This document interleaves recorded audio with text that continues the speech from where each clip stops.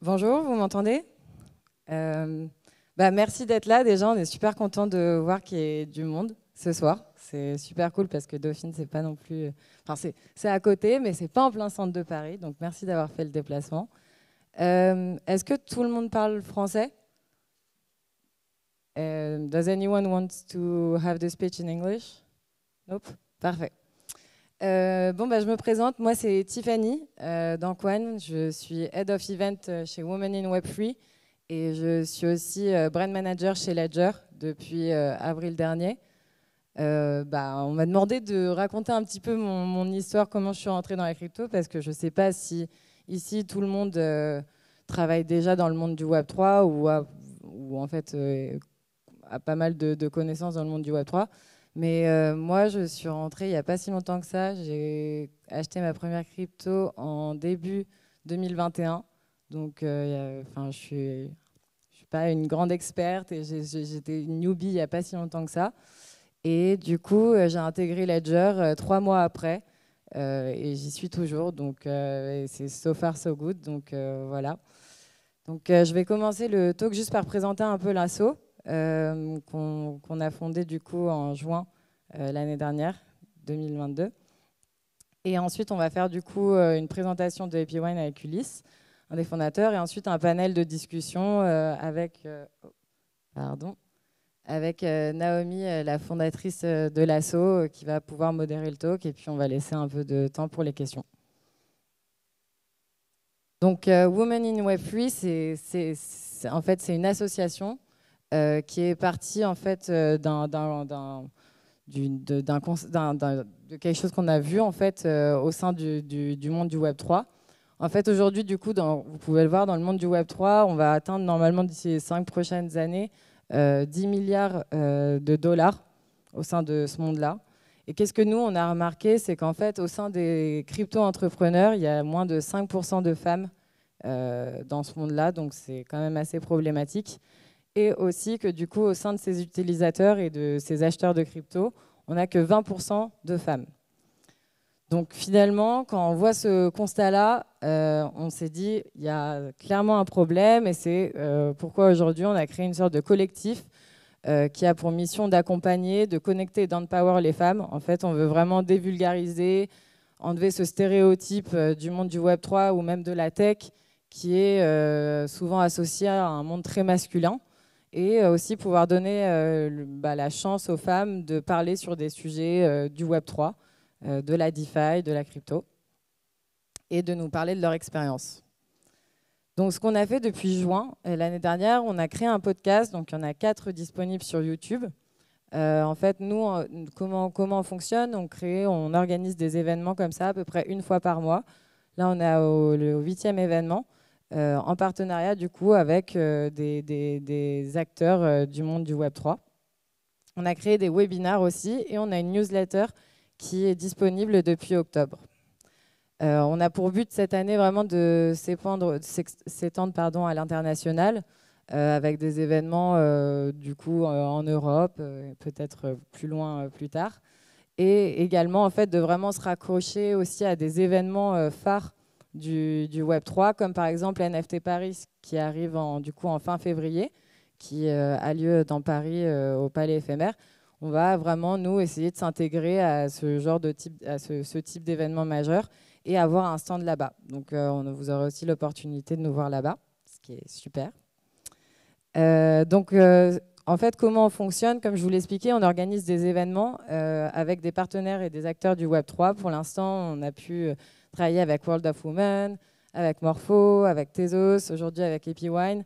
Donc, on a la chance d'avoir des grands partenaires et des acteurs qui nous font confiance et qui nous aident à répandre et faire grandir cette communauté et ce collectif. Donc, c'est super. Et on a aussi la chance d'avoir du coup des salles qui nous donnent à disposition, par exemple, cette super amphi aujourd'hui. Donc, merci beaucoup à Dauphine de nous accueillir. Aujourd'hui, du coup, on est une communauté assez engagée, donc on est 8 femmes au sein de l'association, donc je vous ferai la présentation après, mais on est beaucoup plus de membres, on est 16 membres et encore plus à venir, et donc on se parle tous les jours et on travaille tout ensemble pour organiser ce genre d'événements, donc c'est super, c'est tout à côté de nos tafs, de nos travails respectifs. Donc voilà, enfin, en fait, ça provient vraiment d'un sentiment qu'on partage toutes et d'une volonté de vraiment créer une sorte de parité au sein du Web3. On a 600 membres. En fait, du coup, si ça vous intéresse, je ne sais pas si vous êtes tous dessus ou pas encore. On a un groupe Telegram et on est presque 600 membres dessus. On a 2176, c'est précis, abonnés sur LinkedIn et on est très actifs sur ces deux communautés.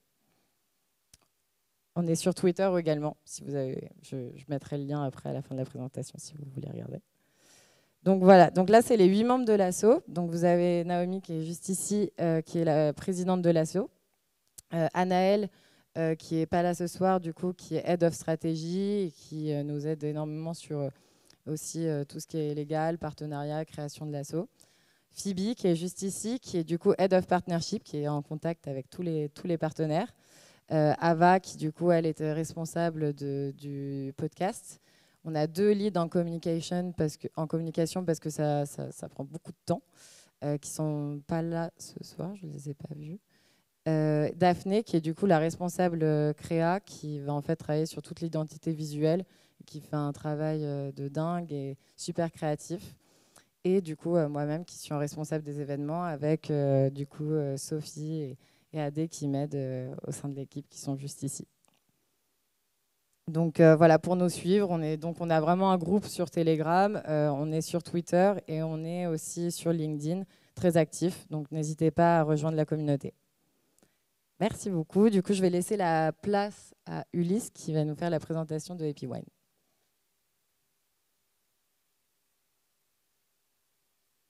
Est-ce que ça marche? Est-ce que c'est mieux comme ça? Ok. Vous m'entendez bien? Ouais, pour savoir un peu? Ok, super. Merci tout d'abord pour l'invitation. C'est super de pouvoir parler avec vous aujourd'hui. Merci d'être venu. Alors moi, c'est Ulysse. Je suis le cofondateur d'Happy Wine et je vais vous expliquer un peu qu'est-ce que c'est Happy Wine, à quoi ça sert, comment ça fonctionne. Mais tout d'abord, j'aimerais savoir, on m'a dit avant la présentation qu'il y allait avoir des débutants, des experts. Mais moi, j'ai une question qui va vous réunir un peu tous et sur laquelle on peut tous être d'accord. Est-ce que ça vous plairait? Est-ce que vous aimeriez avoir votre salaire en avance? Imaginez plus de galères à la fin du mois, la possibilité d'être plus flexible. Est-ce que ça vous plairait? Alors si oui, écoutez bien ce talk, c'est ça dont on va parler. Alors tout d'abord, on va faire un peu une introduction rapide à la DeFi. La raison pour ça, c'est qu'il y a peut-être des débutants dans la salle et je ne veux pas vous perdre. Donc juste pour récapituler très rapidement en quelques minutes, qu'est-ce que c'est la DeFi? Vous avez déjà entendu parler de Bitcoin? Levez la main ceux qui ont déjà entendu parler. C'est pas ça du tout, c'est pas Bitcoin. La DeFi, c'est sur Ethereum principalement, c'est une autre blockchain, mais ça réutilise les mêmes technologies. En gros, en DeFi, qu'est-ce qu'on va faire? On va permettre à n'importe qui dans le monde entier, quel que soit son statut social, quel que soit son pays d'origine, de pouvoir accéder à une finance qui est complètement différente parce qu'il n'y a pas d'intermédiaire et elle n'est pas centralisée. Donc, c'est-à-dire que personne ne va contrôler votre argent. Vous êtes le vrai contrôleur de votre argent. Vous pouvez faire ce que vous voulez avec. Il n'y a personne qui peut l'arrêter à n'importe quel moment.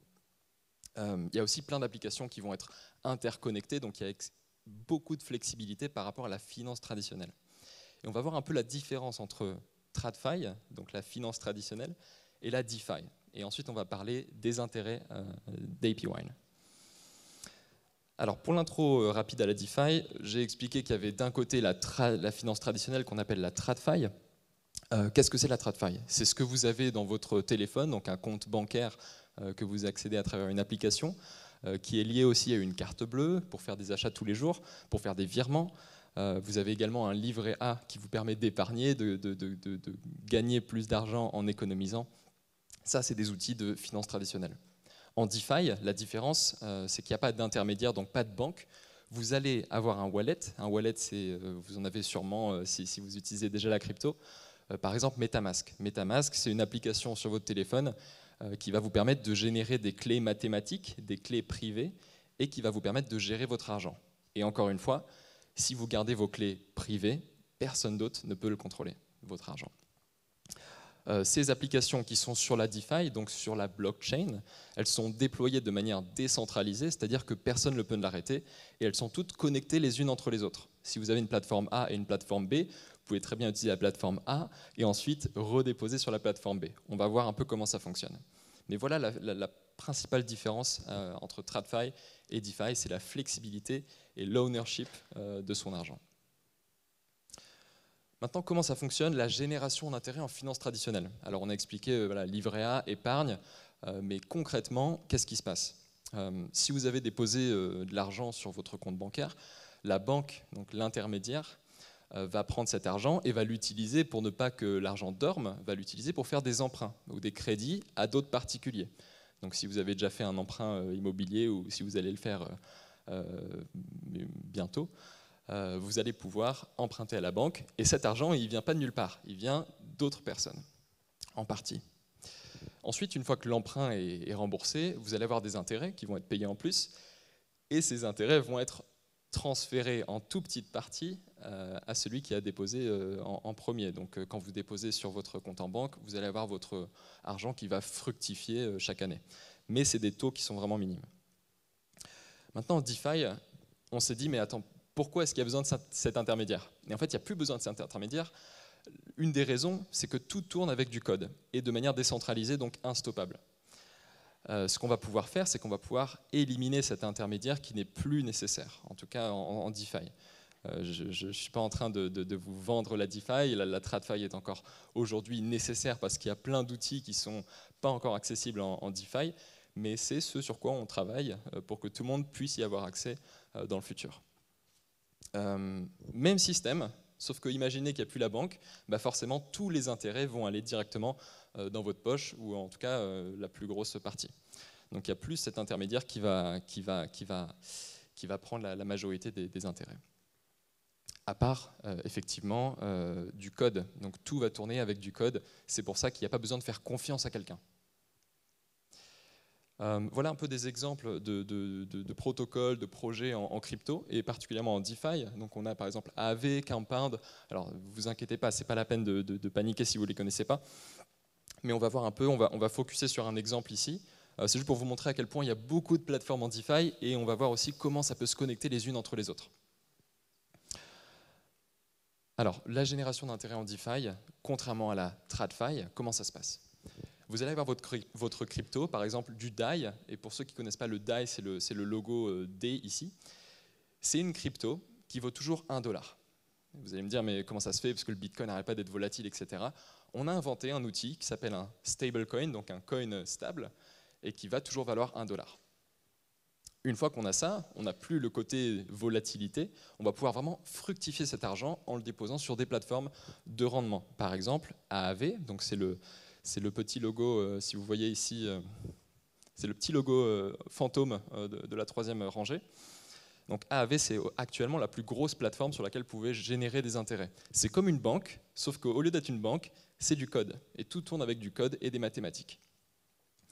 Si vous déposez du DAI, donc des dollars sur Aave, vous avez des intérêts actuellement qui sont entre 1 et 10% par an, ce qui est beaucoup mieux qu'un livret A actuellement. Ça, c'est le flow un peu commun, c'est-à-dire que vous déposez sur une plateforme, vous recevez un autre token. Un token, c'est un reçu de dépôt, et vous allez pouvoir générer des intérêts. Donc, c'est-à-dire que chaque seconde, si vous regardez votre wallet après avoir déposé, votre argent va augmenter à chaque seconde. Et donc, c'est ça aussi la simplicité de la DeFi d'une certaine manière. C'est quoi le problème avec ça ? C'est qu'aujourd'hui en crypto, on est encore dans un écosystème qui est extrêmement volatile, qui est extrêmement risqué. Alors c'est des risques qui sont différents parce qu'il n'y a pas d'intermédiaire, mais c'est quand même des risques de problèmes dans le code, c'est des risques économiques de manipulation de marché, etc. Tout ça pour dire que ces intérêts de 1 à 10%, ils sont extrêmement volatiles. Ça, c'est un peu la range qu'on peut espérer toucher, mais on peut très bien déposer sur cette plateforme que je viens d'énoncer, toucher 10%, et après quelques jours, ça descend à 1% par an. Donc effectivement, on est un peu dégoûté parce qu'on pensait toucher nos 10%. Ça, c'est le problème qu'on a en DeFi actuellement. Et pour l'anecdote, excuse-moi, est-ce qu'il y aurait une petite bouteille d'eau? Et pour l'anecdote, dans le DeFi Summer de 2020, c'est le début de la DeFi, dans le DeFi Summer de 2020, il y avait des taux d'intérêt qui étaient complètement énormes, et en fait on pouvait toucher 10 000% par an. Alors effectivement, ce n'est pas du tout tenable sur la durée, et c'est pour ça qu'il y a eu beaucoup d'arnaques, etc. Et c'est pour ça qu'on a aujourd'hui une demande de pouvoir gérer son risque sur la DeFi, donc sur cette nouvelle finance qui arrive. Et c'est ça qu'on fait chez AP Wine. Imaginez-vous une seconde, si on pouvait récupérer ces intérêts qu'on génère en DeFi, si on pouvait les récupérer à l'avance et à taux fixe. Donc ça, c'est l'idée qu'on a chez AP Wine et qu'on est en train de mettre en place depuis 2 ans. Comment ça se passe la génération d'intérêt avec AP Wine? Si on reprend le flow qu'il y avait il y a quelques slides, on va juste rajouter une étape. Après avoir déposé sur notre plateforme choisie, donc AAV par exemple, on va déposer ce reçu, donc rappelez-vous du reçu qu'on a eu, on va déposer ce reçu sur AP Wine pour une période fixe, donc par exemple 1 an, si on veut avoir notre intérêt sur 1 an. Et ça va nous permettre d'avoir le taux fixe et à l'avance. Alors c'est pas magique, il y a une certaine manière comment ça fonctionne, on va le voir ensemble, mais c'est des outils financiers qui s'appellent des dérivés sur les intérêts. Et l'importance des dérivatives, elle n'est pas que en DeFi. En TradFi, donc en finance traditionnelle, on a déjà un monde énorme qui utilise ces outils financiers, donc ces dérivatives. Quand vous faites un emprunt à taux fixe pour l'immobilier, vous ne voulez pas que d'un coup votre taux à 2% qui était censé être fixe se retrouve à 4% ou 10% l'année suivante, parce que vous auriez beaucoup plus d'intérêts non prévus. Donc ça, c'est quelque chose qui est dans le monde réel aujourd'hui. La deuxième application, c'est la gestion de trésorerie pour les entreprises et aussi la gestion de risque. En 2009, il y avait plus de 3/4 des plus grandes entreprises dans le monde qui utilisaient ces dérivatives financières pour pouvoir gérer leur trésorerie. Donc Apple, Microsoft, Facebook, tous utilisaient ces outils financiers, même sans qu'on le sache. Donc c'est énorme, même si aujourd'hui on ne le sait pas tous. Alors peut-être pour ceux qui étudient la finance, vous le saviez déjà, mais j'espère que vous avez appris quelque chose.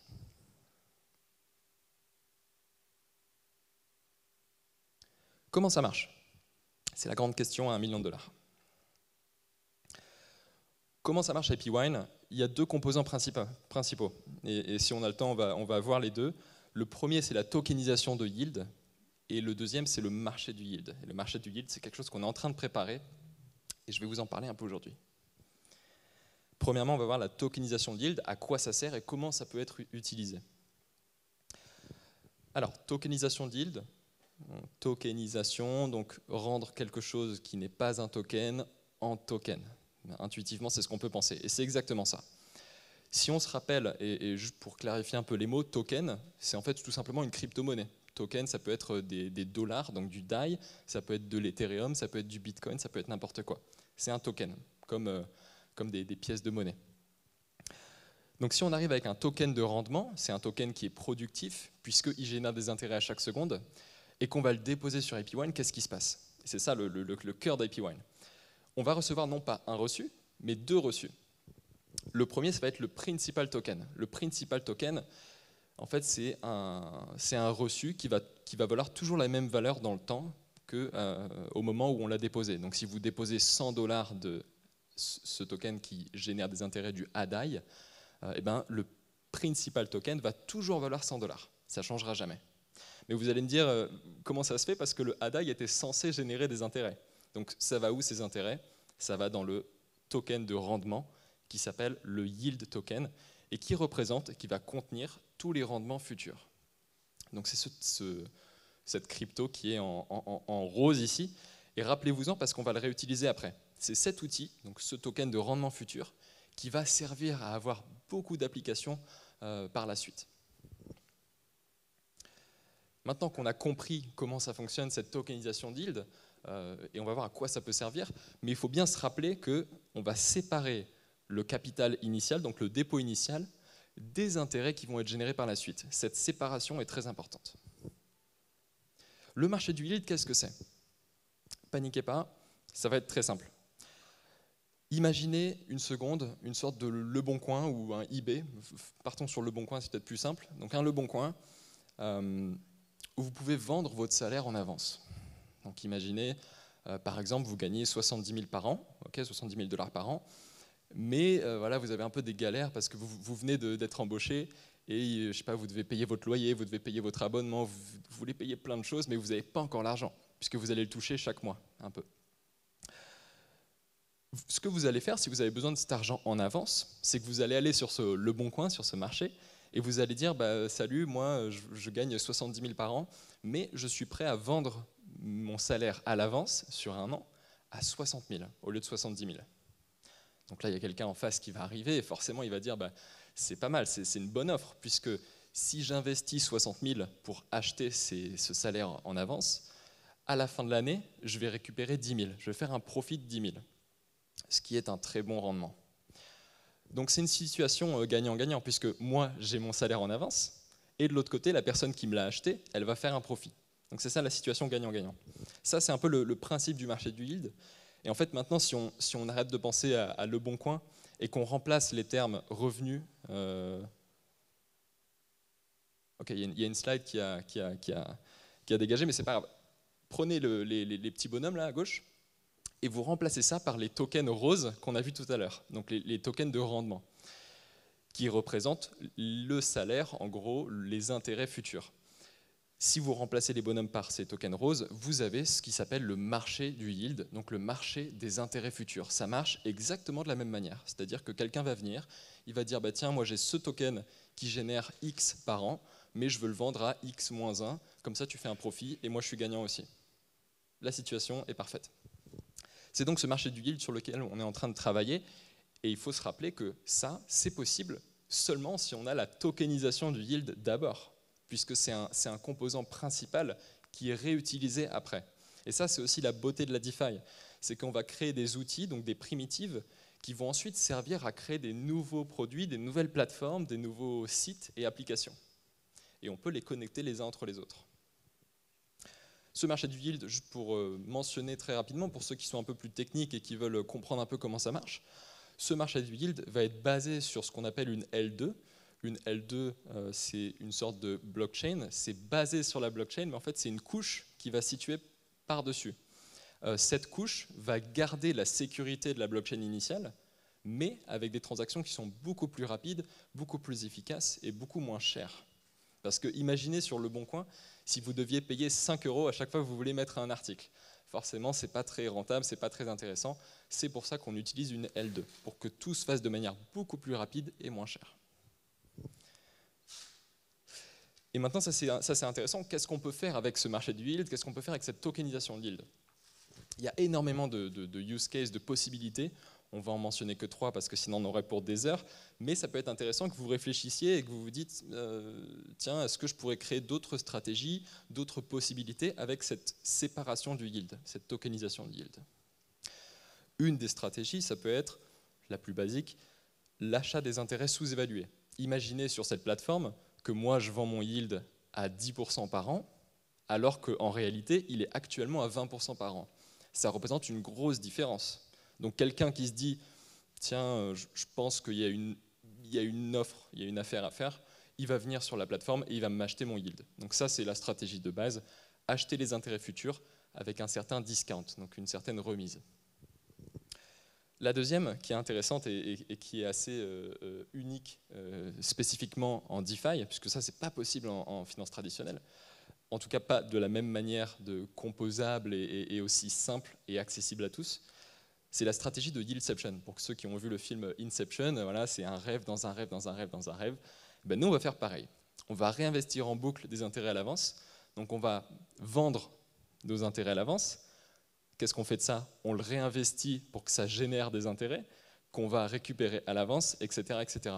Alors forcément, en fonction du pourcentage annuel de revenus, ça va exponentiellement réduire. Donc cette boucle n'est profitable que jusqu'à un certain moment. Mais ça reste une stratégie intéressante. Et la troisième, c'est l'emprunt sur le PTYT. Alors PTYT, je rappelle, c'est Principal Token, Yield Token, c'est les deux tokens qu'on a vus, bleu et rose.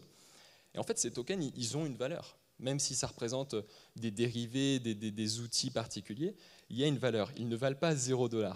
Donc à partir du moment où il y a une valeur, il est possible de prendre ces tokens et de les ajouter en fait comme collatéral. Ce qu'on appelle un collatéral, c'est un peu comme quand vous faites un crédit immobilier et que vous mettez un apport. En gros, c'est une sorte de sécurité qui va dire à la banque ou à n'importe qui va faire un crédit, tiens, j'ai de l'argent que je mets au cas où il se passe quelque chose de pas cool. Voilà. Ça, c'est ce qu'on appelle un collatéral. Hop. Voilà un peu l'explication d'APWine. J'ai expliqué la tokenisation de yield, le marché du yield, comment ça fonctionne. C'est quelque chose qui arrive très prochainement. Donc je vous recommande et je vous invite, si jamais c'est quelque chose, c'est un sujet qui vous intéresse, à rester en contact. Alors, si vous êtes sur Twitter, je vous invite à me suivre @ulidev, donc Uli, Ulysse, et DEVDev. Et si vous avez besoin ou si vous avez envie de vous documenter sur APWine, sur ce qu'on fait et nous suivre, on serait ravis de discuter avec vous. Scannez le QR code et vous pouvez nous suivre sur Twitter. On a aussi une communauté Discord et on peut rester en contact par Telegram, par n'importe quoi que ce soit. Avant les questions, j'aimerais juste vous remercier encore une fois d'être venu, de m'avoir écouté. Je ne pense pas que c'était un sujet facile, mais j'espère que vous avez appris quelque chose et que vous avez tous pu suivre, que c'était assez accessible.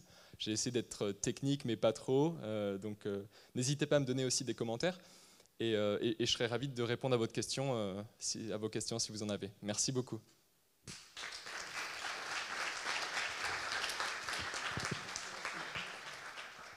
Je ne sais pas si on a le temps pour des questions ou si c'est peut-être après, s'il y a une question déjà. Yes? Ah, alors. Merci.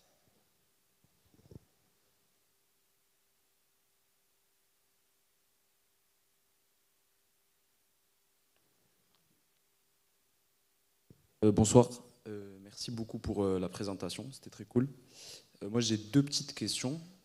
Aujourd'hui, le marché du yield, il n'est pas live sur votre application, si j'ai bien compris. C'est correct. Et donc, qu'est-ce qu'on peut faire concrètement aujourd'hui sur APWine? Ouais, alors je serais ravi de vous donner une démo. Peut-être après le panel, ça peut être intéressant pour ceux qui sont intéressés de faire une petite démo en live. Ce qu'on peut faire actuellement sur APWine, c'est qu'on peut quand même s'il n'y a pas le marché du yield, on peut quand même faire ce marché du yield de manière un peu différente, de manière un peu efficace, je vous l'accorde. Et c'est pour ça qu'on travaille sur une nouvelle version. On peut trader, donc échanger entre PT, YT, donc yield token, et le token de base, donc c'est-à-dire du ADA et des dollars. À partir du moment où on a ces trois, donc cet échange entre les trois, il y a quand même toutes ces stratégies que j'ai mentionnées qui restent possibles. Donc si demain vous voulez avoir votre salaire en avance, votre yield en avance, il est possible de le faire sur notre version, la V1 de APWine, qui est sur app.apwine.fi. Et je serais ravi de vous donner une démo pour vous montrer comment ça marche. Merci. Et ma deuxième question, c'est peut-être un peu plus technique, ouais, mais c'est au niveau de la liquidité sur ce marché du yield. Ouais. Je ne sais pas si vous avez déjà prévu ça. Enfin, voilà. Tout est prévu, tout est dans le plan. Alors pour la V1, ce qu'on a fait, c'est un liquidity mining. Là, on arrive peut-être dans des trucs plus techniques, mais ce qui reste quand même basique en DeFi. Donc on a fait un programme de liquidity mining, et en fait ce qui va se passer, c'est que les gens qui vont apporter de la liquidité dans cette pool, donc c'est une pool basée sur Balancer mais avec une implémentation custom, et donc cette pool avec 3 assets, les gens vont pouvoir déposer de la liquidité dessus. Ce qu'ils vont gagner évidemment, c'est les trading fees. Ils vont gagner aussi, vu qu'il y a le PT et le FYT, ils continuent de gagner du yield sur ça, et ils vont aussi récupérer les tokens de gouvernance qu'on offre en récompense. Je vous l'accorde, le liquidity mining est aujourd'hui deprecated et on a réduit les récompenses de manière à pouvoir incentiviser la V2 qui arrive prochainement. Et je peux peut-être répondre aussi sur le problème de liquidité qu'il y a en DeFi. Tous les protocoles DeFi aujourd'hui ont besoin de liquidité pour marcher. Nous, sur le marché du yield, on a des partenaires qui vont venir et qui vont mettre de la liquidité de manière très simple. En fait, on a une interface un peu à la Airbnb où tu peux sélectionner sur une telle durée combien de yield tu veux vendre et à quel pourcentage. Donc en gros, nous, l'opportunité de business qu'il y a, c'est que les gros LP qui ont déjà une position sur AAV par exemple, mais qui veulent optimiser leur yield, ils peuvent tout simplement mettre un ordre, donc en gros mettre une annonce Le Bon Coin, qui dit bah tiens, moi je veux vendre mon yield un peu plus haut.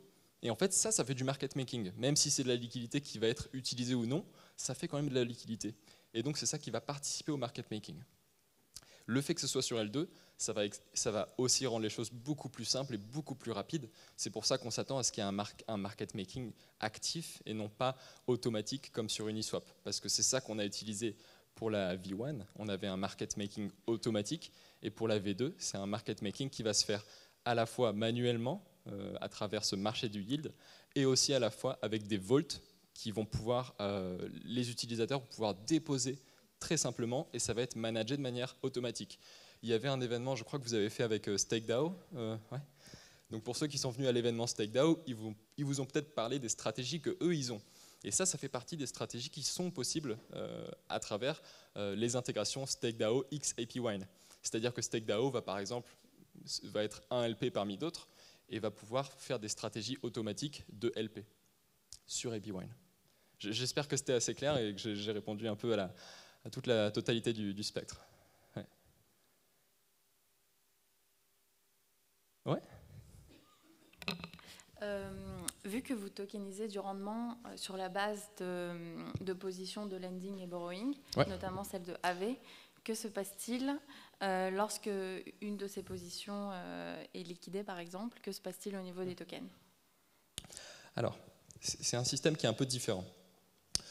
Le côté, tu es d'accord que quand tu as du ADAI dans ton wallet, quand tu supply, en fait, nous on va faire que le côté supply pour l'instant, on n'a pas le côté borrow encore.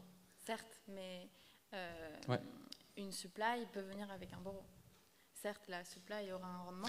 Alors, effectivement, c'est une bonne question. En gros, si tu as du ADAI mais que tu as aussi une position de dette, qu'est-ce qui se passe si tu vas sur APWine et que, en gros, vu que ton ADAI sort de ton wallet, si jamais ta dette est liquidable, ça va être liquidé direct. Donc en gros, il faut que toi, quand tu déposes sur APWine, ce que tu déposes ne soit pas liquidable. Tu vois ce que je veux dire? Est-ce que vous avez déjà en gros, c'est pas possible. Des garanties pour justement... En gros, peut-être c'était pas assez clair. En gros, c'est pas possible de se faire liquider sur APWine pour la simple et bonne raison que c'est comme un token de Vault. On prend AAV comme exemple, mais en fait, on peut aussi prendre Yearn. Tu vois, Yearn, quand tu déposes, ça génère du yield, mais il n'y a rien de liquidable.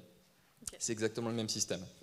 Mais dans la V2, on va aussi gérer tous les côtés yield négatifs. C'est-à-dire que s'il y a des yields particuliers, par exemple des volts d'options, pour ceux qui ont déjà utilisé un peu les jouer avec des options, bah, c'est très facile d'avoir des rendements négatifs, voire zéro. Donc ça va aussi être géré dans APWine V2. Et voilà, juste pour info, si vous avez du yield qui est généré de manière positive, donc AV ou Yearn ou n'importe quoi qui est sûr, enfin à part les risques de hack, mais qui est sûr d'avoir du yield positif, et ben ça c'est jamais liquidable sur APWine. Donc quand vous avez votre yield en avance, vous n'aurez jamais la possibilité d'être liquidé. Ce n'est pas un prêt, c'est un mécanisme qui s'appelle la tokenisation de yield, qui est complètement différent d'un prêt. Voilà, j'espère que c'est un peu plus clair.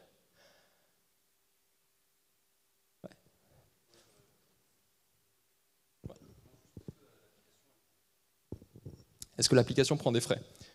Ouais, elle prend des frais, comme de la même manière que AAV prend des frais quand tu vas générer tes intérêts. Donc APWine, les intérêts qui sont générés sur la plateforme, il y a un switch qu'on peut activer et qui va simplement prendre une commission sur les intérêts. Et donc ça, c'est une partie du business model. Il y a aussi d'autres aspects, mais c'est une partie. Et la deuxième question, c'est sur le layer 2. Quel type de layer 2 vous utilisez? Alors... Alors, c'est encore en développement intense et on veut garder cet avantage compétitif. On est convaincu que c'est le futur, c'est le L2 de la future. On pourra peut-être en parler après, je ne peux pas mentionner de nom pour l'instant, mais c'est la référence aujourd'hui qui se fait en termes de... Starknet. Je ne peux pas le dire pour l'instant. Très bien, merci. Merci pour ta question. Je pense qu'on va passer au panel du coup, histoire de rester dans les temps. Merci beaucoup. Et ouais, merci beaucoup à Ulysse, qui s'est du coup déplacé de Lisbonne pour venir. Donc franchement, merci beaucoup. J'ai perdu 10 degrés. Et du coup, c'est Naomi, la présidente de l'association, qui va l'idée, le panel avec du coup Anastasia et Gaspard. Super, merci beaucoup Ulysse. Donc, déjà j'aimerais remercier Epywine parce que on a beaucoup de... Oula, pardon. On a beaucoup de chance de les avoir en partenaire. Epywine, c'est un protocole qui est un des protocoles les plus prometteurs en DeFi aujourd'hui, qui a été lancé par une team quand ils étaient encore étudiants, si je ne me trompe pas. Ils sont dans l'écosystème depuis très longtemps et on a beaucoup de chance qu'ils aient pu nous expliquer de manière assez simple un des protocoles les plus compliqués en DeFi aujourd'hui. Et c'est vrai que chaque protocole se résume en une phrase. Et Epywine, à chaque fois qu'on m'en parle, la phrase que j'entends le plus souvent, c'est « Ah mais j'y comprends rien ». Donc ici on a peut-être une petite centaine de chanceux qui ont la chance du coup de comprendre maintenant un peu plus sur Epywine, qui relie un peu quand même tous les concepts les plus difficiles en finance, les concepts de futur, de swap, de dérivés, de yield. Donc bravo pour ce protocole et merci de nous l'avoir aussi bien expliqué. Donc du coup aujourd'hui on va faire du coup un panel sur toutes ces questions du coup de tokenisation de rendement. Du coup on accueille sur notre panel Anastasia qui est aussi dans la DeFi depuis des années. Anastasia, elle fait partie des filles les plus impressionnantes que j'ai rencontrées dans le monde de la DeFi. Donc voilà, je vais la laisser se présenter, mais on est aussi collègues avec Anastasia. Voilà, on travaille juste à côté sur les mêmes missions.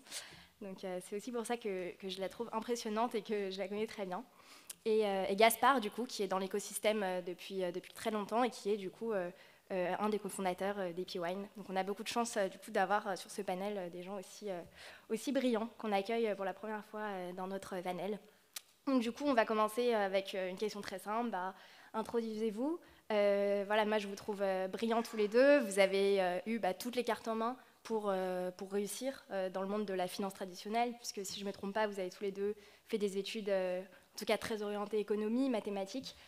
Pourquoi est-ce que vous avez décidé de vous orienter vers un monde un peu plus volatile comme la DeFi et puis voilà, faites-nous une petite introspective de pourquoi vous en êtes là aujourd'hui. Merci beaucoup Naomi et merci beaucoup à Women in Web3 de m'avoir invitée à ce panel. Donc effectivement, avant de commencer à travailler dans la crypto, donc notamment à Kaiko, et je vais présenter ce que fait Kaiko juste après, et notamment ce que fait Kaiko dans la DeFi et en quoi Kaiko est un peu en lien avec Epywine. Donc avant de rentrer dans ce monde, effectivement, j'ai fait des études de finance, d'éco, de data, enfin un peu tout. Et c'est durant mes études en fait que j'ai découvert les cryptos via un concours éducatif sur le Bitcoin et je suis tombée amoureuse du Bitcoin. Et à partir de là, je me suis dit, c'est une occasion en or en fait de mettre en application tout ce que j'ai appris pendant mes études et ce que je continue à apprendre aujourd'hui. Mais dans ce secteur nouveau qui, je trouve, est vraiment prometteur. Et donc, via une expérience à la Banque de France sur tout ce qui était monnaie digitale de banque centrale, ainsi que sur les stablecoins et les risques associés aux crypto-monnaies. Donc, suite à cette expérience qu'on peut qualifier de TradFi, mais aussi de crypto, j'ai décidé de rejoindre Kaiko. Donc Kaiko, c'est une entreprise française de la crypto. Ce qu'on fait, c'est des data. Donc on propose des bases de données sur l'ensemble des marchés des crypto-monnaies, que ce soit des marchés de la CeFi ou de la DeFi. Donc on ne fait pas de TradFi, que de la crypto, donc les deux grandes faces de la crypto. Et moi-même et Naomi, on s'occupe justement de tout ce qui est données DeFi.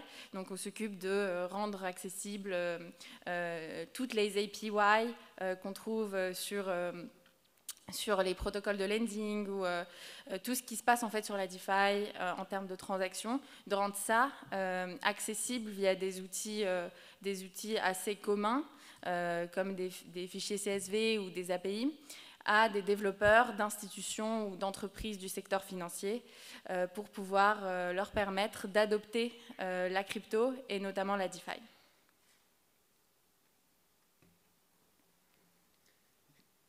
Bonsoir. Non, je peux. Peut-être celui d'à côté.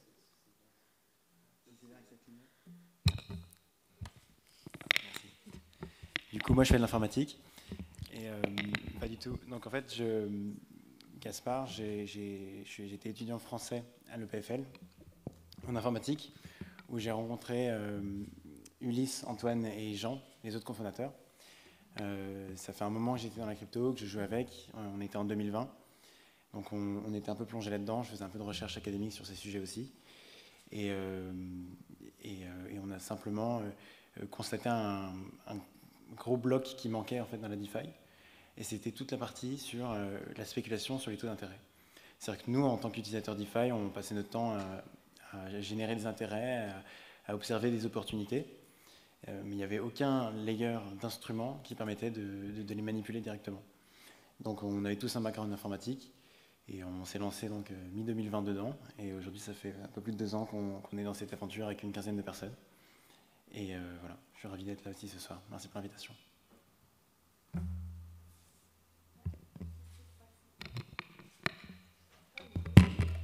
Je crois que ça marche maintenant. Ah non, c'est bon. En fait, c'est que 2 maximum. Voilà, super. Ok, très bien. Donc du coup, après avoir présenté EpiWine, Anastasia, est-ce que tu peux nous dire quelles sont du coup les interactions potentielles entre Kaiko et EpiWine et voilà, les interactions potentielles. Du coup, parfait. Comme EpiWine est un protocole DeFi du coup, qui vit sur la blockchain et que Kaiko collecte des données depuis tous les marchés où sont tradées les crypto-monnaies ou que les crypto-monnaies sont mises à disposition pour du prêt-emprunt ou pour d'autres fins, sous forme d'instruments financiers comme des dérivés.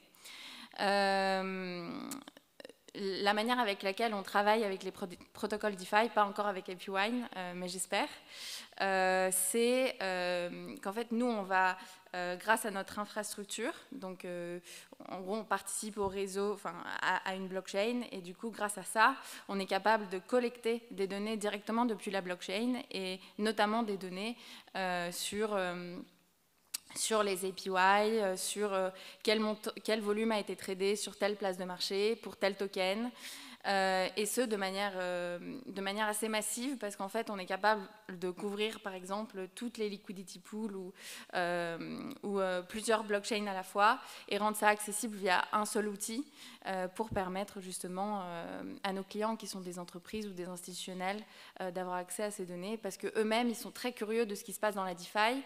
Ça peut sembler étonnant parce qu'il y a beaucoup de critiques de la part de ces acteurs, même de la part des acteurs, des régulateurs sur la DeFi. En fait, c'est un Far West. Certes, ils proposent un peu ce que propose la finance traditionnelle, mais il n'y a pas de KYC. Il n'y a aucun contrôle.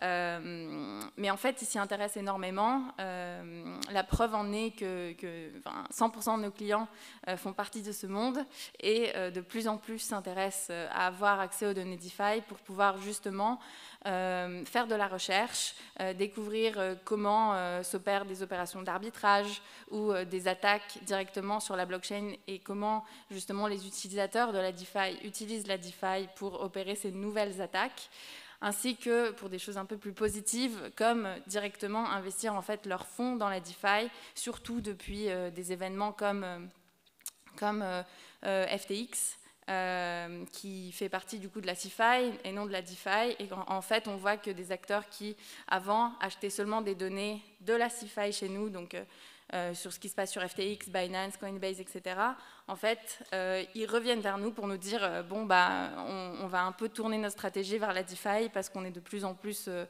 enclin à aller vers des protocoles qui offrent plus de sécurité et moins de risques liés à l'intermédiation non contrôlée et non conforme que certains acteurs de la CeFi leur offrent aujourd'hui. Donc voilà un peu comment on travaille. Ok, donc du coup, en fait, si on revient sur FTX, de manière très brève, en 2 mots, ça a été l'effondrement d'un des protocoles CeFi les plus importants. Donc ça a été un énorme bouleversement dans la sphère crypto. Il y a maintenant quelques semaines, quelques mois déjà, novembre. Donc voilà, donc en fait, finalement, oui, c'est ça. Donc quand tu dis que, Anastasia, que les acteurs, ils sont partis de ils ont été du coup plus attirés par la DeFi depuis l'effondrement d'FTX. Qu'est-ce que vous en pensez? Est-ce que vous, en tant que personne qui travaillait dans la DeFi, est-ce que finalement pour vous, l'effondrement de FTX, ça a été quelque chose de bénéfique pour tout votre protocole et pour... toi, tu nous as expliqué du coup, Anastasia, que ça a été plutôt bénéfique pour la boîte. Difficile de dire que c'est bénéfique vu ce qui s'est passé, mais déjà, fondamentalement, il y a plusieurs axes. Quand FTX, qui est si gros que ce que représentait l'échange tombe, ça rebondit en dehors de la sphère crypto. Donc c'est pas seulement les protocoles DeFi entre eux qui se disent est-ce qu'on a été touché, est-ce qu'on avait des fonds sur FTX, est-ce que c'est notre activité de faire, est-ce que notre activité est liée à la leur.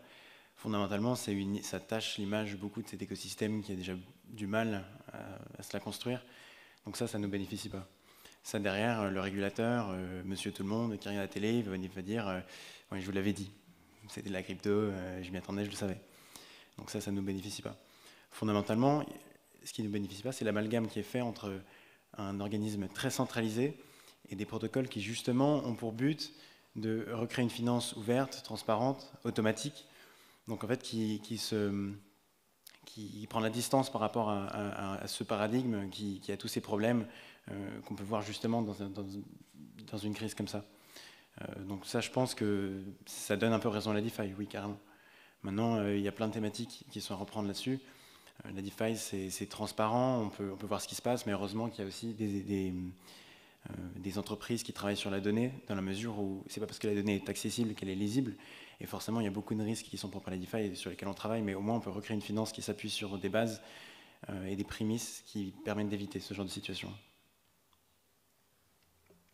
Et peut-être en lien avec, enfin c'est pas directement en lien avec FTX, mais c'est directement en lien avec le fait que le monde traditionnel s'accapare en fait de plus en plus de la DeFi.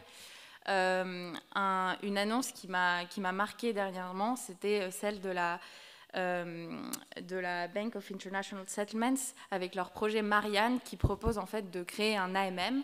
Donc un AMM, c'est la microstructure qui est derrière les échanges décentralisés qui font, en fait c'est les protocoles phares de la DeFi, ceux qui ont le plus de TVL. Quoique. Et en fait, ils proposent de créer un AMM pour échanger des monnaies digitales de banque centrale. Et en fait, ils proposent ça pour les banques centrales. Et en fait, il n'y a pas plus TradFi qu'une banque centrale. Donc finalement, la DeFi aujourd'hui inspire même les acteurs les plus inattendus. Ça. Et du coup, pour revenir sur tout ce qui est volatilité et sur toutes les crises qui sont arrivées du coup en 2022, est-ce que du coup c'est pour ces raisons qu'on explique du coup qu'il y a eu une différence d'APY fondamentale entre il y a un an et maintenant, parce que voilà il y a un an on entendait tous parler du Terra Luna qui s'échange, enfin où il y avait un APY de 20-30%. Aujourd'hui c'est plus le cas. Comment vous l'expliquez? Alors déjà, il y a eu plusieurs phases dans le développement un peu de ce marché des intérêts. Et la première, ce qui a fait le boom de la DeFi en 2020, le DeFi Summer, c'était des incentives qui étaient donnés de manière non organique pour apporter de la liquidité. Encore en fait partie aussi. Et du coup, fondamentalement, c'était un peu arroser des liquidity providers pour qu'ils viennent apporter de la liquidité. Maintenant, les taux d'intérêt, ils sont aussi volatiles dans la finance traditionnelle et je pense que cette année, en particulier en ce moment, on a pu observer des variations très grandes. Est-ce que des épisodes comme Terra Luna et FTX ont eu une répercussion, un écho sur la DeFi? Absolument, il suffit de regarder, même pas les API, mais les dépôts et retraits sur des protocoles. Forcément, ça blesse la confiance, donc il y a des gens qui se retirent. Maintenant, des intérêts qui descendent, c'est aussi un signe positif. Pourquoi? Parce que si sur la DeFi, on peut générer des intérêts qui sont très différents de ce que l'on trouve dans la TradFi, c'est qu'il y a un arbitrage qui n'est pas fait. Et la DeFi, elle n'a pas vocation à être une machine à argent, elle a une vocation à être une finance efficace. Et donc si elle est efficace, les taux d'intérêt se rapprochent de ce qu'on trouve dans la finance traditionnelle. Tous les spreads diminuent, tout devient plus réaliste, et ça, c'est un bon signal. Et surtout, comme tu disais, des rendements plutôt bas sont plutôt sains. parce qu'en fait, structurellement, un rendement, ce qu'on appelle une APY en DeFi, c'est tout simplement basé sur une offre et une demande. Et en fait, des rendements structurellement bas, ça veut dire qu'en fait, il y a beaucoup plus de dépôts que d'emprunts pour un certain asset. Et du coup, il y a moins de risques à rémunérer, parce que du coup, le risque étant l'emprunt, il y a moins de risques à rémunérer. Et du coup, il y a juste des liquidités qui sont là, qui sont déposées. Mais il n'y a pas forcément de prise de risque, en tout cas autant qu'avant, pour avoir des APY incitatives suffisamment élevées pour rémunérer ce risque-là. Donc c'est aussi structurel le fait que les APY soient beaucoup plus basses depuis quelques temps et depuis ce crypto winter. Du coup, est-ce que la volatilité des APY, elle reste quand même assez élevée pour en faire un marché lucratif comme APWine, du coup, le fait? D'ailleurs, très bon jeu de mots, APY, APWine. Bravo. C'est pas moi qui l'ai trouvé. Mais moi, je vais pas dire non. Mais non, oui, évidemment que les API sont très volatiles. Et encore une fois, comme je disais, en fin de compte, au final, avec la finance décentralisée qui devient de plus en plus efficace, déjà, API, c'est pas seulement quelque chose qui a de l'intérêt quand les taux d'intérêt sont hauts. Justement, avec les mécanismes qu'a présenté Ulysse, il y a beaucoup de stratégies à faire. Et fondamentalement, si on peut s'échanger des taux d'intérêt bas, ça représente énormément d'intérêt pour des prêts à taux fixes, pour des hedges sur différentes stratégies. Donc voilà, la profitabilité des P1, elle n'est pas faite sur les taux d'intérêt hauts, elle est faite sur la volatilité, sur l'utilisation.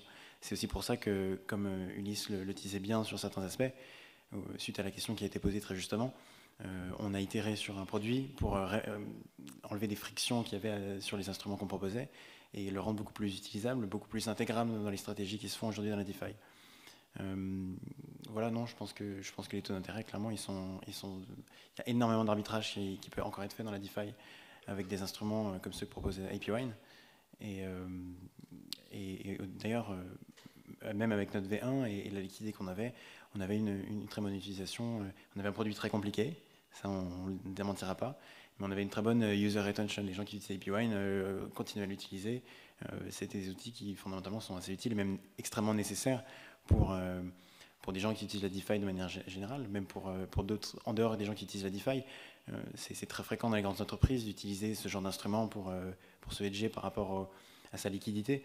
Et Ulysse le mentionnait, on a beaucoup de DAO, beaucoup d'acteurs qui ont des fonds à faire travailler et qui ont besoin des instruments qu'on propose pour pouvoir avoir plus de garanties, plus de possibilités et voilà, un éventail de stratégies plus large. Et pour ajouter justement quelque chose à ça, sur la volatilité justement des taux de rendement dans la DeFi, ayant observé les données historiques de l'évolution des taux de rendement sur AV et sur Compound, qui sont les deux protocoles de lending les plus, les plus adoptés à ce jour, c'est pas parce qu'il y a des taux bas que les taux ne sont pas volatiles. Justement, sur les 2 derniers mois, un taux sur un stablecoin variait entre 3 et 0,5%, ce qui est quand même beaucoup par rapport à une variabilité qu'on trouve dans la finance traditionnelle. Et qui dit variabilité dit aussi opportunité, comme justement ce que propose APWine. C'est très bien, c'est très clair. Je ne sais pas s'il y en a... Oula. Je ne sais pas s'il y en a beaucoup d'entre vous qui se considèrent meilleurs, enfin en tout cas avoir une meilleure compréhension en finance traditionnelle qu'en DeFi. À main levée, qui considère avoir une meilleure compréhension en TradFi qu'en DeFi? Sur les dérivés, les swaps, les futurs, tout. Ok, bon, on a quand même une petite dizaine de personnes. Donc qu'est-ce que vous conseillerez, voilà, à toutes ces personnes qui ont une très bonne compréhension voilà, de tout ce que vous racontez, entre guillemets, en finance traditionnelle et qui aimeraient mettre ça en application, du coup, en finance décentralisée. Donc voilà, tous ces gens qui peuvent faire voilà, des futurs sur des rendements en finance traditionnelle, qu'est-ce que vous leur conseillerez pour faire la même chose sur APWine? Et même question pour toi, Anastasia, sur tous les protocoles en particulier sur lesquels tu travailles. Fondamentalement, la DeFi, ce qu'elle a de nouveau, c'est son côté moniligo, c'est la composabilité, c'est les prémices sur lesquelles elle repose. Maintenant, effectivement, alors nous, on a construit APWine en étant des gens qui sortaient d'une école d'ingénieur avec un background en informatique. Mais fondamentalement, dès le début, on a rapidement su que ce qu'on construisait, on l'a construit pour une raison, pour pouvoir spéculer sur ces taux d'intérêt en premier lieu, mais il existait une grosse gamme d'instruments dans la finance traditionnelle qui répondaient exactement à ce besoin-là. Quelqu'un qui a un background de finance, je dirais qu'il a un gros avantage sur le DeFi, c'est qu'il a de l'expérience sur, la manipulation de ses outils, 2, la compréhension des dynamiques, d'inertie qui peuvent se passer dans un marché comme ça, donc éventuellement en extraire de la profitabilité. Et puis même en soi, je dirais que pour comprendre la DeFi, si la DeFi est bien faite, il faut avoir un background plus économique qu'informatique fondamentalement. Donc je pense que ces gens-là, ils sont même accueillis à bras ouverts dans la finance décentralisée parce qu'ils ils apportent leur expérience et tout le travail qui a été fait dans cette science que parfois des ingénieurs essaient de recréer, mais aujourd'hui dans les équipes DeFi, il y a beaucoup de gens avec ce genre de background parce que c'est extrêmement nécessaire. On n'essaie pas de réinventer la roue, mais on reproduit beaucoup de choses qui existaient déjà. Exactement. Je pense qu'on vient à peu près du même background. Moi aussi, je viens d'une école d'ingénieur avec un background très maths info. Et du coup, j'ai connu d'abord la DeFi et ensuite la TradFi. Et en fait, en apprenant maintenant la TradFi, je me dis putain, mais c'est fou, en fait, la DeFi n'a rien inventé. Alors que quand je me suis d'abord penchée sur la DeFi, je me disais mais c'est dingue, c'est révolutionnaire. Et en fait, c'est vrai que rentrer par la DeFi et ensuite par la TradFi, c'est aussi un moyen assez marrant parce qu'on voit la DeFi comme quelque chose d'incroyable. Et en fait, dans un second temps, on se rend compte que c'est juste une pure imitation de ce qui existe depuis toujours, quoi. Mais au final, si tu es resté dans la DeFi, c'est plutôt un bon signal. Du coup, pour répondre, Naomi, à ta question sur quels sont les conseils que je donnerais à quelqu'un qui est à l'aise avec la DeFi et qui veut profiter un maximum de ce qu'offre la DeFi, je dirais combiner justement les connaissances que vous avez avec beaucoup de créativité, parce que compte tenu de la composabilité qu'offre la DeFi, c'est-à-dire le fait qu'elle fonctionne comme des Legos qui sont construits sur une même infrastructure, ça vous permet en fait de combiner ces Legos et du coup combiner des stratégies diverses et variées en utilisant divers protocoles tout en faisant quand même gaffe aux risques opérationnels comme au hack que certains protocoles DeFi qui peuvent être très qui peuvent être très attirants à première vue d'œil peuvent avoir, ou même au risque financier, parce que la DeFi, certes, c'est génial, etc. Mais ça reste quand même assez niche, ça reste pas facile à utiliser si on ne connaît pas l'ensemble des outils qui sont mis à disposition. Il faut savoir automatiser ces stratégies. Par exemple, ne serait-ce que faire gaffe de ne pas se faire liquider, c'est déjà assez compliqué. Donc il faut vraiment ce qu'on dit dans la crypto, c'est DYOR, donc do your own research sur tous les protocoles en question. Et moi, en tout cas, avec mon expérience à Kaiko, parce que du coup, j'ai travaillé sur les protocoles DeFi spécifiquement, pour justement offrir des données sur chacun des protocoles DeFi. J'ai été amenée à chercher tous les détails sur chacun d'entre eux pour lesquels on offre de la donnée. Et en fait, ça a été la manière avec laquelle je suis rentrée dans la DeFi et c'est ce qui m'a permis vraiment de connaître un peu toutes les bonnes opportunités qu'il y a dans ce secteur. C'est ça, et quand tu parles de risques, en fait, déjà la finance traditionnelle, c'est un monde avec beaucoup de risques, mais c'est vrai que la DeFi, ça vient aussi avec ses risques en soi. Il y a tous les risques de régulation. Il y a des protocoles qui se font ban entre guillemets du jour au lendemain. Donc on peut avoir investi dans un super protocole et finalement il n'est pas passé, avec la loi et du coup on peut se retrouver un peu sans rien. Il y a tous les problèmes aussi on appelle de rug pull, c'est quand la team en fait finalement part avec tous les fonds. Et ça c'est vrai que c'est des risques qu'on trouve dans la DeFi et pas dans la TradFi. Donc c'est super intéressant d'avoir souligné les risques. Et du coup, pour revenir sur tous les rendements, parce que c'est vrai qu'il y a énormément de gens qui, quand on pense DeFi, on pense vraiment à l'aspect spéculatif, à l'aspect rendement. Est-ce qu'il existe d'autres manières de faire du rendement on-chain à part APWine? Moi, je pense, si on prend les différentes catégories de protocoles DeFi qui existent,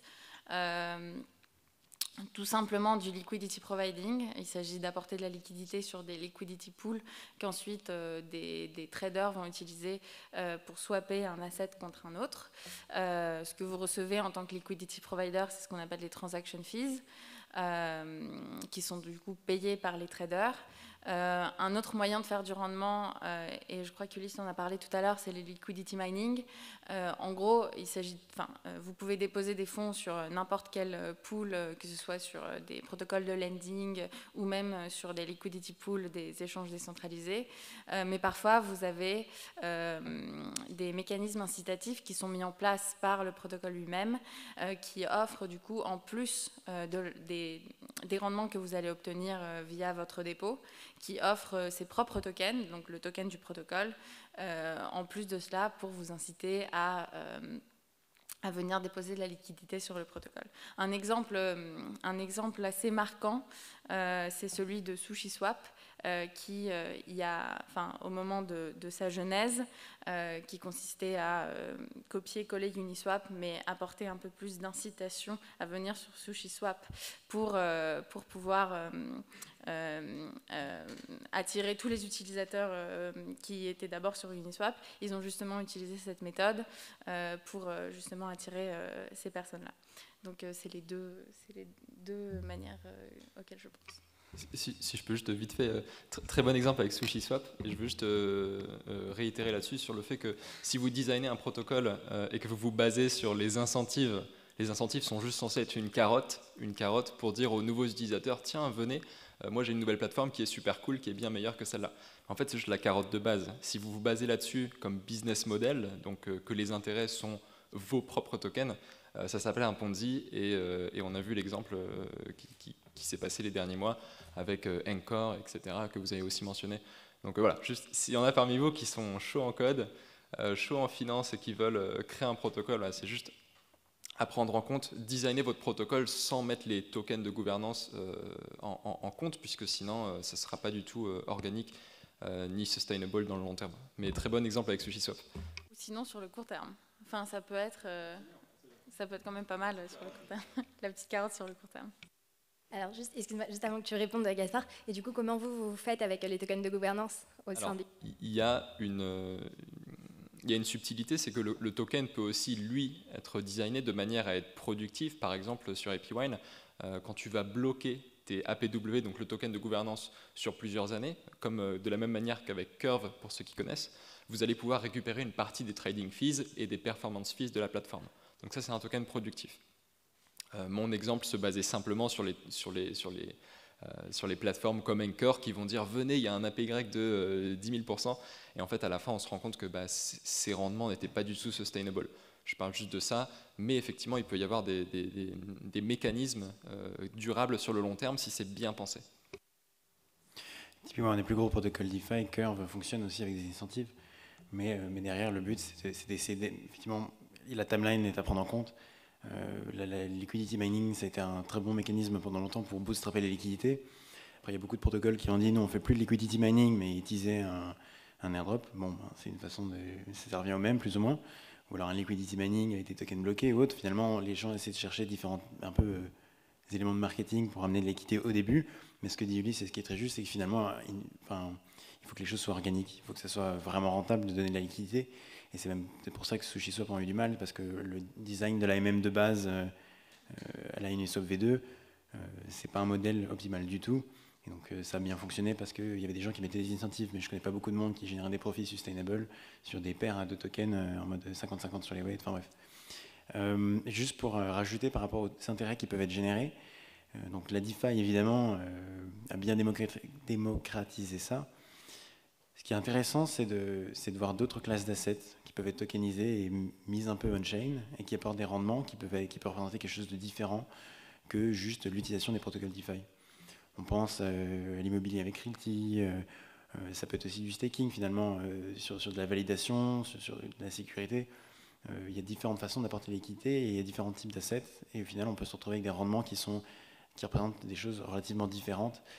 Et qui casse aussi un peu parfois l'image qu'on peut avoir de la DeFi qui s'alimente elle-même en mode il y a un API sur AV parce que les gens empruntent pour déposer sur cet autre protocole qui propose et finalement on s'aperçoit que c'est un rond. non, il y a de la vraie utilisation, puis il y avait des vrais assets, et puis derrière, il y a vraiment différentes sources de yield au final qui sont reproduites dans la DeFi. Du coup, vu que vous êtes tous les deux dans la DeFi, depuis la DeFi Summer, du coup on appelle la DeFi Summer ce gros boom de la DeFi, où justement il y avait un volume sur les marchés qui a atteint, je pense, son top. Et du coup, voilà, vous étiez tous les deux là pendant la DeFi Summer, vous êtes tous les deux là maintenant après tout ce qui s'est passé, donc voilà, Terra Luna, FTX et j'en passe. Justement, donc vous parliez d'incentives dans les protocoles, vous parlez de différences d'APY. Quelles sont du coup les grandes différences que vous avez vues entre le DeFi Summer et maintenant, dans le terme de protocole DeFi? Aujourd'hui, la DeFi, elle se rend pour être beaucoup plus organique et beaucoup plus efficace. Aujourd'hui, ce qui va intéresser les gens, et on va essayer de chercher un meilleur APY sur du lending, parce qu'on va passer à travers, par exemple, Morpho, quelque chose qui va augmenter l'efficacité du process, VS 2020, où on allait chercher, pour le coup, la carotte, c'était vraiment un token carotte ou pomme de terre ou autre, et ça avait une valeur, et ça durait 3 jours, on avait un API avec 4 chiffres, et tout le monde devenait riche, et on passait pour des génies, alors qu'en fait, on était les plus gros débiles, et qu'une fois sur deux, on perdait tous nos fonds. Ouais, non, ça a changé en vrai quand même. Et bon, je mentionnais Morpho, mais il y a beaucoup de protocoles qui se sont mis en seconde couche. J'ai mentionné l'efficacité de SushiSwap sur le modèle Uniswap V2. Ce qu'a apporté Uniswap V3, c'était une première innovation, c'était de dire on va créer des positions qui sont qu'on peut manager. On peut s'exposer. Puis ensuite, il y a des protocoles qui arrivent par-dessus qui disent nous, en fait, on va manager vos positions Uniswap V3 et on va le faire plus efficacement que les autres, donc on aura des rendements plus intéressants. Et je pense que c'est vers ça qu'on s'oriente. C'est des modèles qui sont de plus en plus complexes, parce qu'au final, la complexité, elle se traduit dans l'efficacité. Je suis tout à fait d'accord. Justement, j'allais parler de la complexité, et que certes, la complexité peut un peu nous perdre lorsqu'on essaie de découvrir un peu la DeFi, mais en fait, la complexité peut aussi apporter des réponses à des problèmes que la DeFi d'hier posait. Comme par exemple le risque d'impermanent loss que posent plusieurs échanges décentralisés comme Uniswap. Il y a des protocoles, notamment un protocole français, Swap, avec 2 A, qui propose justement un AMM qui protège contre l'impermanent loss. Donc il y a beaucoup de solutions. Est-ce que tu peux expliquer juste ce que c'est l'impermanent loss? Oui, l'impermanent loss, très rapidement, c'est le risque de perte qui existe sur la base d'un arbitrage entre je garde mes tokens et je les dépose dans une liquidity pool. Donc, je garde mes tokens, je les dépose passivement dans une liquidity pool ou je les vends. Donc ça, c'est du coup un risque qu'on peut quantifier monétairement. Et en fait, il y a des protocoles justement comme Swap qui proposent des solutions pour se protéger contre le risque d'impermanent loss, qui, selon plusieurs recherches, est quand même très très présent parmi les protocoles d'échange décentralisés. Et un autre point qui, à mon avis, sépare la DeFi d'hier et d'aujourd'hui, c'est qu'en fait, les créateurs des protocoles DeFi, en tout cas les plus sérieux, on voit qu'ils sont restés. On voit que les protocoles majeurs qui restent sont ceux qui ont construit des smart contracts, et donc des protocoles qui n'ont pas ou peu de risques opérationnels, qui ont su faire face aux différentes crises que la crypto a surmontées les derniers mois notamment. Et aux différentes manipulations qu'il y a pu y avoir sur différentes cryptos. Et ouais, voilà. C'est déjà beaucoup. Ouais, bien sûr. Du coup, dernière question. Du coup, Ulysse, il nous parlait de la tokenisation de yield. Je sais qu'en DeFi, on tokenise un peu tout et n'importe quoi. Enfin, entre grosses guillemets, il y a de la tokenisation immobilière. Est-ce que vous pouvez nous parler justement de ce principe de tokenisation, de tokenisation du coup financière en DeFi? Tokenisation financière? Par exemple, vous tokenisez des rendements. Est-ce qu'il y a de la tokenisation de dette, de bonds, toutes ces... Absolument, en fait, la tokenisation, comme disait Ulysse, on s'en est servi comme procédé pour pouvoir rendre quelque chose de fongible ou pas d'ailleurs, échangeable. Donc on peut tokeniser du risque, du yield négatif, de la dette. Au final, la DeFi est efficace et composable grâce à ces standards qu'on met en place et qui permettent de créer des communications entre les protocoles. Et la tokenisation, ça a toujours été un peu le premier layer là-dessus. Donc voilà, le but, c'est que tout puisse être tokenisé pour que tout puisse être manipulé. Je ne sais pas si j'ai d'exemples un peu particuliers, quelque chose qui n'a pas été dit dans la tokenisation. Je trouve que c'est pas mal déjà le yield et la dette. Je dirais que la tokenisation, c'est juste un moyen de rendre compatibles certaines choses.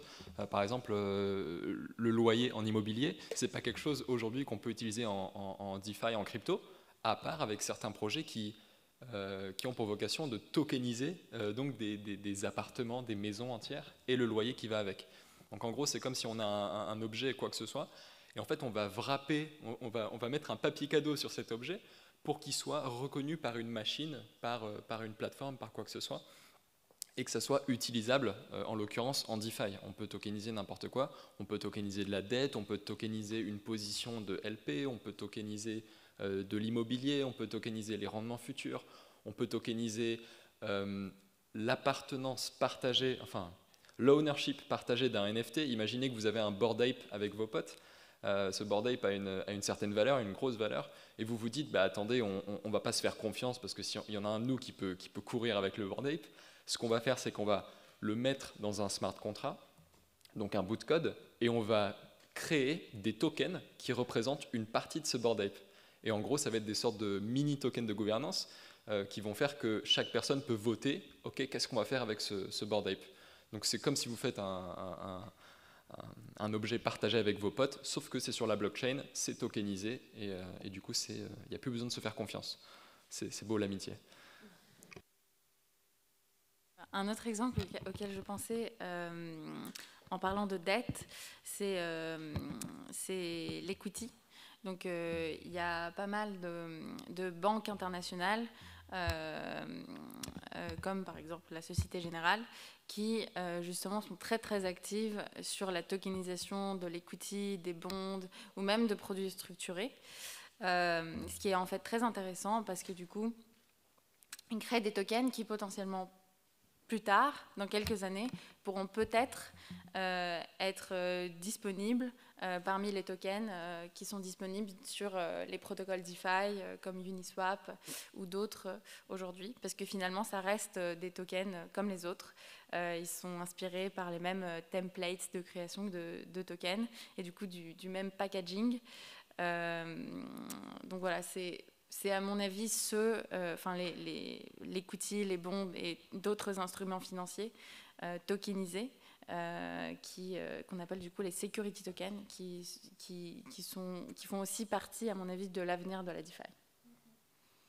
Ouais, exactement, security token qui est vraiment entre eux, qui s'approche vraiment de la TradFi, quoi. Du coup, merci beaucoup pour cette conversation. Je pense qu'on a pu aller dans des sujets très poussés en DeFi. Est-ce que vous avez des questions, du coup, pour nos speakers? Ouais.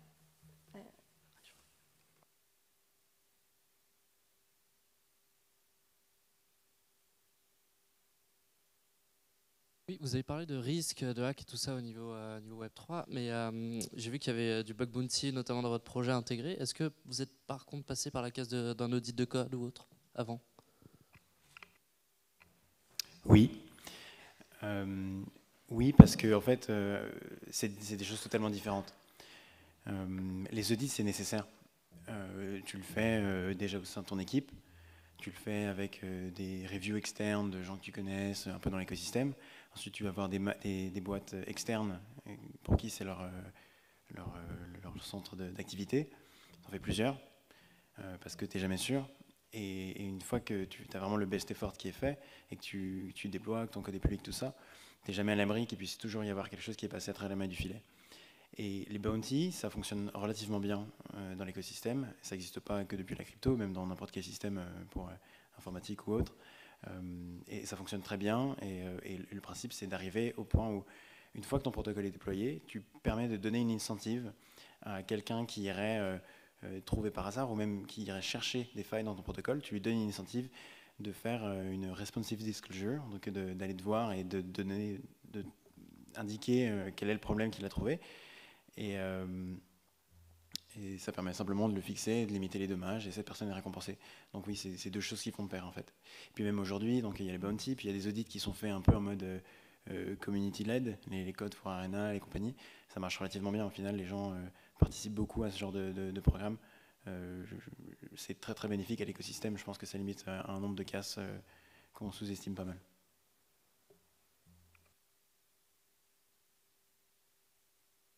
Autre question?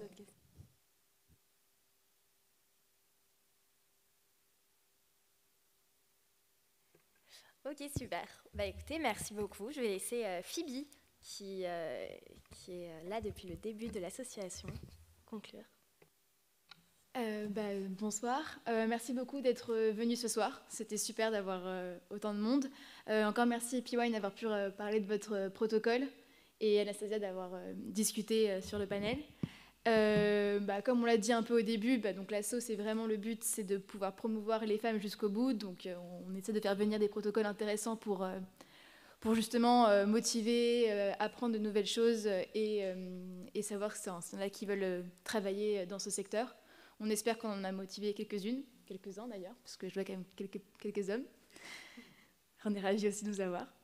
Non, qu'est-ce que j'aimerais dire? Je suis trop contente d'être... merci beaucoup aussi à Dauphine, à Hervé Alexandre et à Odile de nous avoir accueillis. Moi, j'étais aussi à Dauphine il y a quelques années, donc ça me fait super plaisir d'être là, de voir quelques étudiants de l'université. Et vraiment, pour vous dire que il y a 3 ans, pareil, moi, j'étais en DGAD et puis après en M1 Finance et tout, donc franchement c'est tout à fait possible de travailler dans la crypto après avoir ces masters-là. Comme ils l'ont expliqué, ils ont besoin de tout, et dont des gens en finance qui s'y connaissent en marché, qui s'y connaissent en corpo, donc n'hésitez pas à postuler pour des tafs, pour des stages. C'est très bien vu pour les masters d'après, voilà, parce que je sais quand même parler des Dauphinois. Non mais voilà, et n'hésitez pas si vous avez des questions. De toute façon après il y a un cocktail, donc venez les voir, ils ont plein de choses intéressantes à vous raconter. Voilà. Du coup, j'aimerais juste ajouter que moi aussi je suis ancienne dauphinoise, donc vraiment on est 2 dauphinoises dans l'asso, donc c'est quand même pas mal. Moi j'ai fait la licence d'informatique, donc MIAGE. Donc voilà, donc même en venant du monde informatique et pas de la finance, c'est possible de rentrer dans la DeFi. Et comme Phoebe l'a très bien dit, on a besoin de tout maintenant pour construire un écosystème qui est hyper jeune et qui est construit vraiment par des jeunes. Enfin, on a tous, je pense, 25 ans ici, 26 ans au grand max. 24 ans même, 23, bref. Donc du coup, voilà, on a vraiment besoin de tout le monde pour construire l'écosystème, et c'est super que vous soyez venus aussi nombreux pour vous intéresser à des sujets aussi compliqués, et voilà, c'est tout. Et n'hésitez pas à manger, il y a beaucoup de nourriture. Merci.